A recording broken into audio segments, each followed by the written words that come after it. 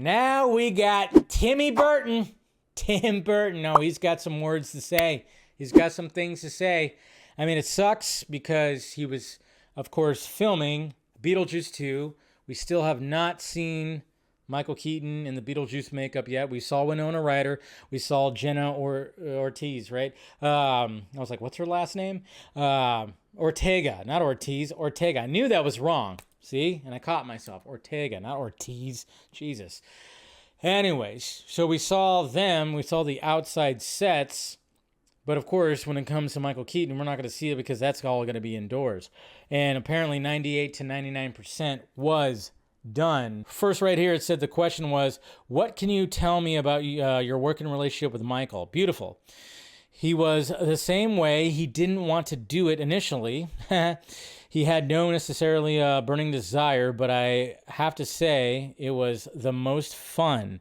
It reminded me of back in the old days, this unhinged thing unleashed on the set. I was quite shocked at how easy it was for him to kick it back into it. It was like demon possession. That's pretty freaking awesome right there. One more word about Michael. You obviously made 2 brilliant Batman films with him. Why did we never get a third from you guys? Well, the studio.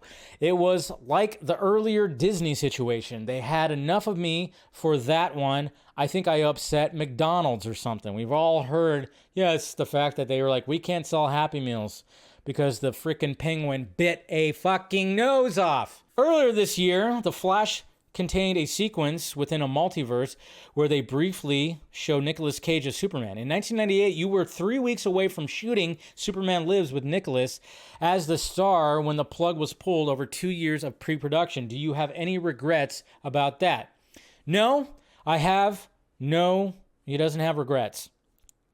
I will say this, when you work that long on a project and it doesn't happen, it affects you for the rest of your life because you get passionate about things and each thing is an unknown journey and it wasn't there yet. And it's one of those experiences that never leaves you a little bit. But also, it goes into another AI thing, and this is why I think I'm over it with the studio. You could take what you did, Batman or whatever, and culturally misappropriate it or whatever you want to call it. Even though you're a slave of Disney or Warner Brothers, you can do whatever you want. So in my latter years of life, I am in quiet revolt against this. That's right, guys. He's against it. He's against it. He's against what some of these studios are doing. But isn't like Warner Brothers producers, are they making Beetlejuice? I don't know who's making Beetlejuice, but that's kind of interesting. But yeah, I mean, it sucks because in a perfect world, we would have gotten at least a Batman Beyond movie starring Michael Keaton, directed by Tim Burton. Wouldn't that have been awesome? That would have been their trilogy. I was hoping for that. I was rooting for that. And apparently that was on the table at one point, that they were going to have that. And I was like, please let that be the case. But I can understand that Tim Burton was not probably a fan of what happened in The Flash. I could see that, totally see that. There's not really any mention if he even saw the movie. He probably will never see the movie. Who knows?